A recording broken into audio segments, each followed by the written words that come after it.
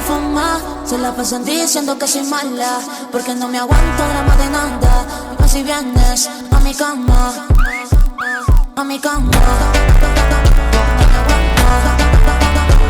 Assalamualaikum warahmatullahi wabarakatuh.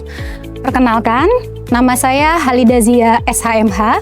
Saya adalah dosen Prodi Ilmu Hukum Universitas Muara Bungo dengan NIDN 1005109301 dengan NUPTK 6337 77 71 67 22 30 333. Kesempatan kali ini saya akan menyampaikan terkait dengan mata kuliah yang saya ampu yang sesuai dengan bidang keilmuan saya, yaitunya Hukum Perdata. Mata kuliah ini ditujukan untuk mahasiswa Prodi Ilmu Hukum semester 2 dengan kode mata kuliah HUK 201 berbobot 3 SKS, diselenggarakan dalam 16 kali pertemuan tatap muka dengan rincian 14 kali pertemuan materi dan 2 kali untuk pertemuan masing-masing pada ujian tengah semester dan ujian akhir semester. Mata kuliah ini mempelajari kaidah-kaidah hukum yang mengatur hubungan hukum antara subjek hukum, orang, dan badan hukum dalam kehidupan sehari-hari yang bersifat privat. Penjabaran mata kuliah ini meliputi sejarah hukum, subjek hukum, hukum keluarga, hukum perkawinan, hukum waris, hukum benda, hukum perikatan, serta pembuktian dan daluarsa. Fokus utama pada mata kuliah ini adalah memberikan pemahaman komprehensif mengenai prinsip, asas, serta ketentuan dalam Kitab Undang-Undang Hukum Perdata sebagai dasar Kitab Undang-Undang Hukum Perdata di Indonesia. Pada akhir mata kuliah ini, mahasiswa juga akan dibekali keterampilan menganalisis kasus dalam hukum yang melibatkan subjek hukum dan dapat menyusun argumentasi hukum secara sederhana terkait subjek hukum yang nantinya akan dijadikan sebuah jurnal yang akan diterbitkan pada Prodi Ilmu Hukum. Kemudian jurnal tersebut didaftarkan Haki sebagai output dari pembelajaran mahasiswa.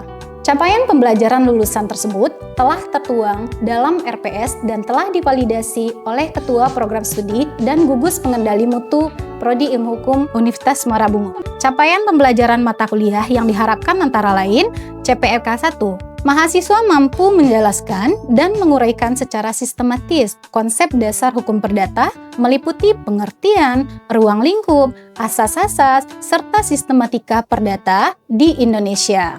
CPMK 2, mahasiswa mampu mengidentifikasi, mengklasifikasikan, dan menjelaskan sumber-sumber hukum.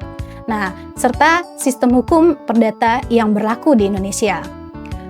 CPMK 3, mahasiswa mampu menganalisis secara kritis kedudukan dan kapasitas subjek hukum, orang dan badan hukum, serta objek hukum dalam berbagai peristiwa hukum. CPMK 4, mahasiswa mampu menganalisis prinsip, unsur, dan akibat hukum dari perikatan dan perjanjian berdasarkan ketentuan hukum yang berlaku. Adapun CPMK 5, mahasiswa mampu mengaplikasikan konsep hukum perdata dan menyelesaikan kasus sederhana secara logis, sistematis, dan berbasis argumentasi hukum yang tepat. 3 komponen utama dalam proses pembelajaran mata kuliah ini adalah delivery, interaction, dan assessment atau DIA. Untuk delivery, saya memberikan materi serta EPS yang dapat diunduh langsung oleh mahasiswa melalui aplikasi Google Class Meeting yang dapat diakses oleh seluruh mahasiswa yang mengontrak mata kuliah Hukum Perdata. Materi yang saya sampaikan didukung oleh beberapa media pembelajaran berupa video, bahan ajar, jurnal, dan media pendukung lainnya. Saya menyampaikan materi sebagaimana yang telah tertuang dalam RPS dan di-share kepada mahasiswa 1 minggu sebelum perkuliahan dimulai, agar mahasiswa memiliki pengetahuan dan wawasan terhadap materi yang disampaikan pada perkuliahan. Kemudian saya juga meminta mahasiswa untuk mencari referensi juga terhadap tambahan sesuai dengan bahan-bahan yang dicantumkan dalam RPS guna menambah khasanah keilmuan mahasiswa dan membuat suasana kelas menjadi hidup dan aktif. Untuk interaction, pada mata kuliah ini, saya melibatkan mahasiswa untuk membahas isu-isu terkini di bidang hukum dan menghubungkan dengan materi perkuliahan. Pada pembelajaran ini, saya melibatkan komunikasi 2 arah antara dosen dan mahasiswa, berupa diskusi, tanya jawab, kolaborasi, dan refleksi bersama. Dengan demikian, mahasiswa terbiasa menyampaikan pendapat hukum berdasarkan kejadian yang terjadi di lapangan sesuai dengan yang mereka amati. Kemudian, didiskusikan di kelas dengan memastikan semua mahasiswa berpartisipasi secara aktif pada proses pembelajaran. Kemudian yang terakhir adalah asesmen ataupun sistem penilaian. Yang saya lakukan dalam mata kuliah ini mencakup asesmen formatif untuk penilaian proses yang dilakukan melalui kuis, tugas, analisis kasus individu dan kelompok, presentasi di kelas, penyusunan makalah, serta penilaian sikap dan keterampilan sesuai dengan RPS. Selanjutnya, asesmen interaktif untuk penilaian akhir berupa UTS dan UAS. Model pembelajaran yang digunakan dalam mata kuliah ini adalah case-based learning. Saya menggunakan metode case-based learning dalam pembelajaran, yaitu dengan menggunakan studi kasus nyata atau simulasi sebagai sarana untuk menganalisis, memahami, dan memecahkan masalah. Metode ini menekankan pada kemampuan berpikir kritis, analitis, dan pengambilan keputusan mahasiswa. Dengan metode ini, mahasiswa dirangsang untuk menganalisis kasus hukum yang sesuai dengan subjek hukum, serta membuat argumentasi hukum yang komprehensif. Referensi yang saya gunakan dalam mata kuliah ini adalah berupa buku-buku referensi karya ahli yang sesuai dengan bidang keilmuan hukum perdata, serta artikel jurnal bereputasi yang memiliki nilai kebaruan agar mahasiswa mampu mengikuti perkembangan ilmu pengetahuan dan teknologi masa kini. Baik, berikut adalah video proses pembelajaran pada mata kuliah Hukum Perdata dengan materi pada pertemuan keempat tentang pengertian dan ruang lingkup subjek hukum. Mari kita simak bersama. Assalamualaikum warahmatullahi wabarakatuh. Waalaikumsalam warahmatullahi wabarakatuh. Oke, baik. Bismillahirrahmanirrahim. Assalamualaikum warahmatullahi wabarakatuh. Gimana kabarnya mahasiswa ibu yang cantik dan ganteng pada pagi hari ini? Baik ya. Soalnya kelihatannya glowing semua nih pada pagi hari ini. Harus semangat ya. Oke, sebelum masuk perkuliahan, ibu ada pantun supaya kalian semakin ceria kuliahnya. Oke. Oh, belum cakepnya. Oke. Jalan-jalan ke kota Jakarta. Tidak lupa membeli kain sutra. Selamat pagi para mahasiswa. Mari kita mulai kuliah hukum perdata. Baik, untuk hari ini Ibu lihat dulu daftar hadir. Kita isi dulu daftar hadirnya ya. Ada yang nggak datang?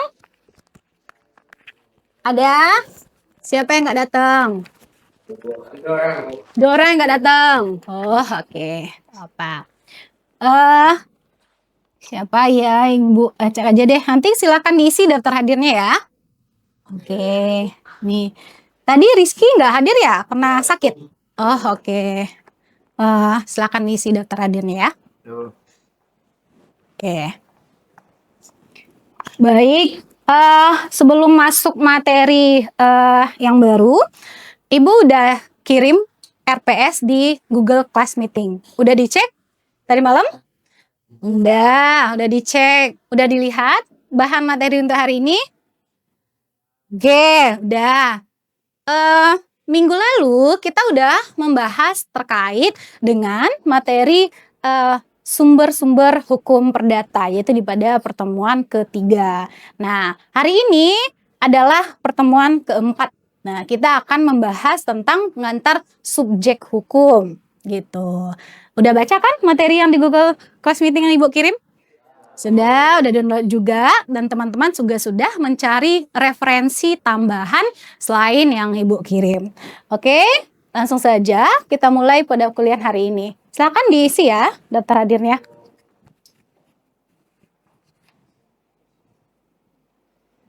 Oke, baik. Sebelum perkuliahan dimulai, Ibu mau nge-share video dulu supaya teman-teman punya materi tambahan atau gambaran untuk mata kuliah pengenalan subjek hukum dalam hukum perdata yang akan kita bahas pada pagi hari ini.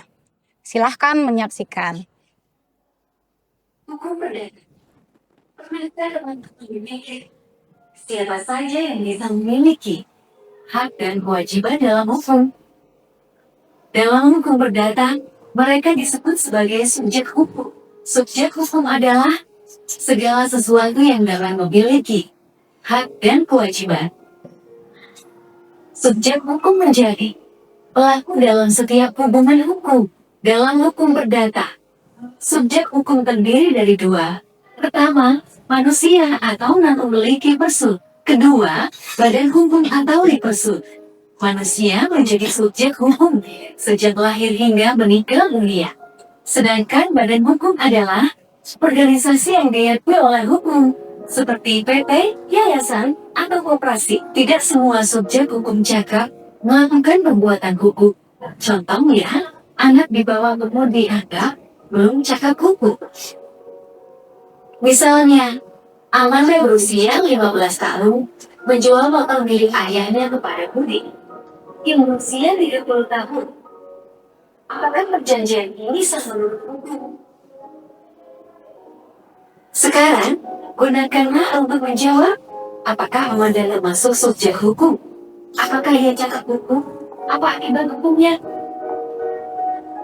Ingat, hai bukan sumber keterangan mutlak. Tugas kalian adalah menganalisis dan mengkritisi jawaban tersebut berdasarkan hukum perdata. Sehingga AI dapat menjadi media pembelajaran yang memudahkan dan bermanfaat bagi teman-teman. Namun, tetap menambah sumber referensi lainnya, tetap kritis ya. Baik. Nah, barusan telah diputar video tentang pengenalan subjek hukum.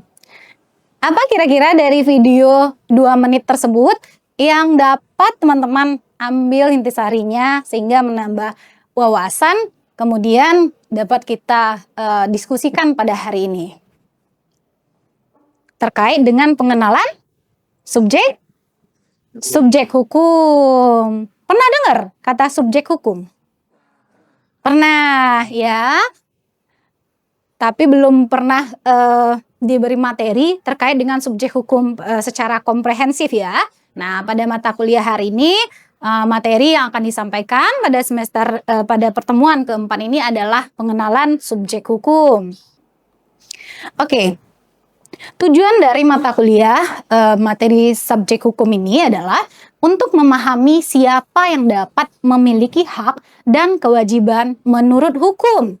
Nah, kita flashback sedikit nih. Hukum itu kan aturan yang dibuat oleh penguasa ya.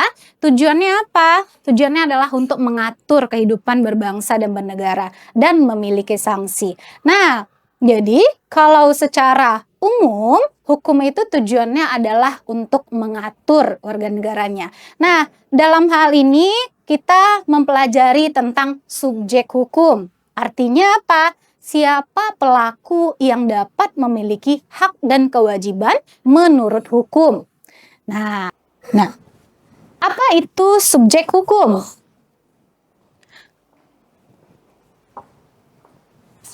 Nih, saya lihat ya. Nah, subjek hukum adalah setiap pihak yang diakui oleh hukum sebagai pendukung hak dan kewajiban. Nah, paham maknanya apa? Paham ya? Paham bahwa setiap subjek hukum itu melekatlah kepada mereka hak dan kewajiban. Pihak yang dapat melakukan perbuatan hukum. Apa saja perbuatan hukum? Masih ingat? Asih, perbuatan hukum perdata yaitu melakukan transaksi jual beli, melakukan perbuatan sewa menyewa, melakukan perbuatan mewarisi. Itu termasuk dalam kegiatan dalam hukum perdata. Nah, ciri-cirinya sebagaimana yang terlihat di sini adalah memiliki hak, misalnya hak milik, kemudian memiliki kewajiban, misalnya membayar utang piutang. Nah, dan dapat menjadi pihak dalam perjanjian atau sengketa. Intinya, subjek hukum itu menerangkan bahwa siapa sih dalam perbuatan hukum ini yang menjadi pelaku dalam kegiatan hukum tersebut, gitu. Contoh kecilnya aja. Nah, apa kira-kira peristiwa hukum yang terjadi di sekeliling kita? Contohnya, pelanggaran apa contohnya? Pencurian. Nah, terjadi pencurian sepeda motor misalnya. Nah, tentu ada pelaku dong, ya kan? Nah, pelaku di sini itu adalah si subjek hukumnya ini. Gitu. Kemudian, subjek hukum itu adalah di dalam sistem hukum kita terbagi menjadi dua. Nah, apa saja dan siapa saja yang menjadi subjek hukum? Nah, nih, jenis-jenis subjek hukum. Yang pertama ada manusia atau naturalistic person. Yang kedua ada badan hukum atau reh person. Nah, kalau manusia, ini siapa namanya? Tegar. Tegar adalah manusia selaku subjek hukum. Yang ini namanya? Adit. Nah, Adit adalah pelaku yang merupakan adalah subjek hukum manusia. Yang kemudian kedua adalah badan hukum. Badan hukum itu apa dan siapa? Mengapa dia dikatakan sebagai subjek hukum? Nah, badan hukum adalah korporasi yang dibuat oleh manusia, tapi dia dapat melakukan kegiatan sama halnya seperti manusia. Apa perbuatannya? Memiliki harta kekayaan, melakukan kegiatan gugat-menggugat di pengadilan, kemudian mempertanggungjawabkan harta kekayaan tersebut. Nah, makanya badan hukum itu diperlakukan seolah-olah adalah sama seperti manusia. Nah, mana yang badan hukum? Tahu badan hukum itu yang mana? Tahu ya, udah di-share ya, bahwa badan hukum itu ada perusahaan, perseroan terbatas, koperasi, yayasan. Nah, itu adalah badan hukum gitu. Ya. Nah, kalau manusia pribadi adalah Tegar manusia pribadi, Rizky manusia pribadi. Subjek hukum itu ada dua jenis, manusia dan badan hukum. Ya, besarin suaranya, manusia dan badan hukum. Manusia pribadi adalah nih naturalistic person. Nah, yang dapat dilekati hak dan kewajiban. Apa contohnya hak dan kewajiban? Tegar kuliah di Fakultas Hukum Universitas Muara Bungo. Tegar memiliki hak untuk mendapatkan pengajaran ilmu yang baik dari dosennya, kemudian memiliki kewajiban. Berupa apa kewajibannya? Membayar SPP, mematuhi peraturan yang ada di fakultas secara universitas gitu. Nah, kemudian badan hukum pun sama, memiliki yang namanya hak dan kewajiban. Apa contohnya? Di dalam perseroan terbatas itu, teman-teman tahu ada yang namanya NPWP perusahaan perseroan. Nah, itu adalah salah satu kewajiban perseroan tersebut gitu. Kalau haknya apa? Haknya memperoleh perlindungan hukum dari negara gitu. Jadi masing-masing manusia dan badan hukum sama-sama memiliki yang namanya hak dan kewajiban. Tuh. Next. Nah, manusia pribadi. Nih, pengakuan terhadap manusia pribadi sebagai subjek hukum pada umumnya dimulai sejak dia dilahirkan dari kandungan ibunya. Nah, namun pengecualian dapat dilihat dari pasal 2 KUH Perdata yang menyatakan bahwa anak yang ada dalam kandungan ibunya dianggap sebagai telah dilahirkan bila mana kepentingan anak itu menghendaki. Nah, mati sewaktu dilahirkan dianggap tidak pernah ada. Contoh, menjadi ahli waris. Maksudnya apa, teman-teman? Maksudnya manusia pribadi, kapan dia sudah bisa melekat hak dan kewajiban itu kepada dia? Sejak lahir dia sudah melekat hak dan kewajiban gitu. Kemudian ada pasal 2 pengecualian bahwa janin kalau dia dalam kandungan ibunya, dia tuh sudah terhitung menjadi subjek hukum dan bisa melakukan perbuatan hukum. Apa perbuatan hukumnya? Yaitu menjadi ahli waris gitu. Kan anak di dalam kandungan nggak bisa melakukan kewajiban, nggak bisa sekolah, nggak bisa bayar SPP, tapi dia bisa menjadi ahli waris. Oke. Kemudian, nah, berakhirnya status manusia sebagai subjek hukum. Nah, pada pasal 3 KUH Perdata menyatakan bahwa tidak ada satu hukuman pun yang dapat mengakibatkan orang kematian hak perdatanya. Apa maksudnya? Bahwa teman-teman, siapa namanya yang cantik? Liza. Liza ini adalah sejak lahir memiliki kewarganegaraan, memiliki barangkali dari orang tuanya harta kekayaan gitu. Namun pada suatu waktu ada kejadian naas misalnya pada Liza yang menyebabkan Liza ini mungkin berurusan dengan hukum gitu. Nah, amin-amin ya. Nah, tapi walaupun demikian, tidak ada satupun hukuman ataupun kejadian yang bisa merampas hak perdatanya Liza tersebut. Contohnya kayak tadi, mentang-mentang dia berurusan dengan hukum, dia nggak boleh menjadi ahli waris. Nah, itu nggak bisa. Atau mentang-mentang dia menjadi berurusan dengan hukum, dianya harta kekayaannya dirampas oleh negara misalnya. Dia nggak bisa lagi menjadi pemilik gitu. Itu nggak bisa gitu. Atau kayak misalnya sudah melakukan perbuatan hukum yang kayak dihukum selama di penjara, terus istrinya tidak lagi menjadi status perkawinan sebagai seorang istri, terikat suami istri. Nggak ada orang karena dia di penjara lantas dia demi hukum bercerai dari istrinya, kecuali memang permintaan dari istrinya yang ingin dia bercerai, ya kan? Gitu. Nah, ternyata teman-teman, tadi kan manusia itu bisa menjadi subjek hukum mulai dari dia sejak dilahirkan sampai dia meninggal gitu. Namun, tidak semua manusia itu cakap dalam melakukan perbuatan hukum. Apa itu cakap hukum? Tahu cakap hukum itu apa? Cakap itu paham ya? Nah, dia memahami untuk melakukan suatu perbuatan hukum.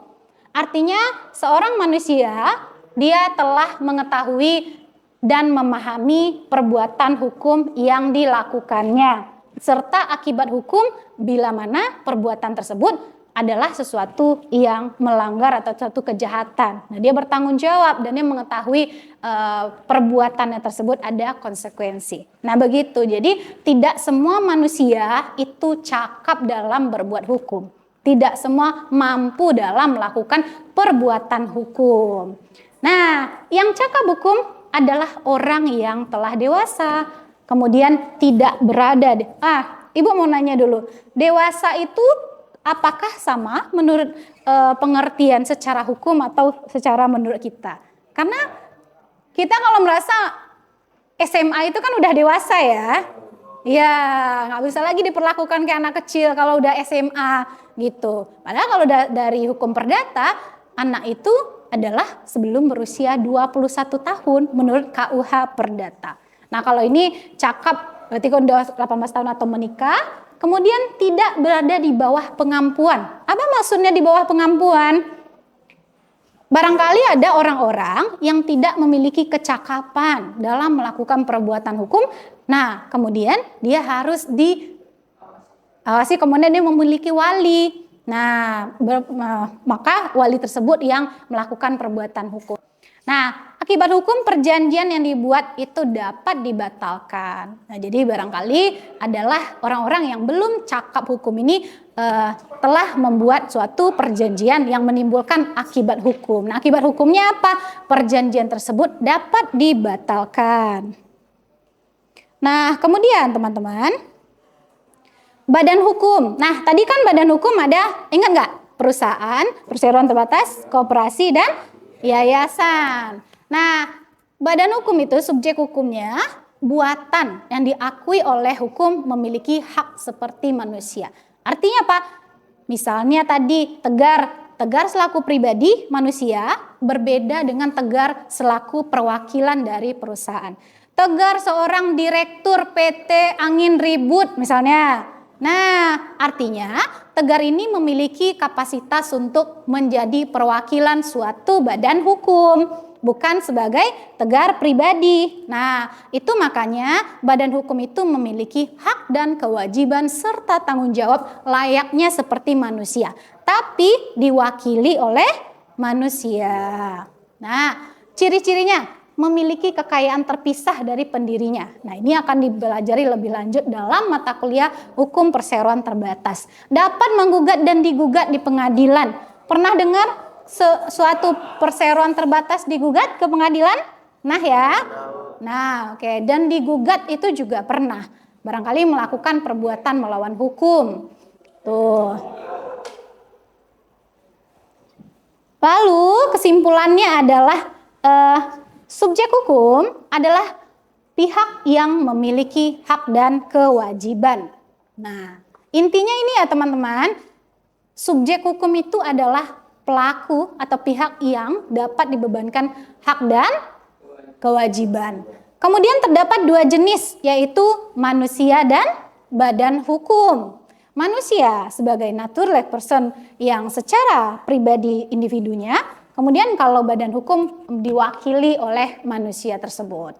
Lalu, tidak semua subjek hukum cakap melakukan perbuatan hukum. Mengapa?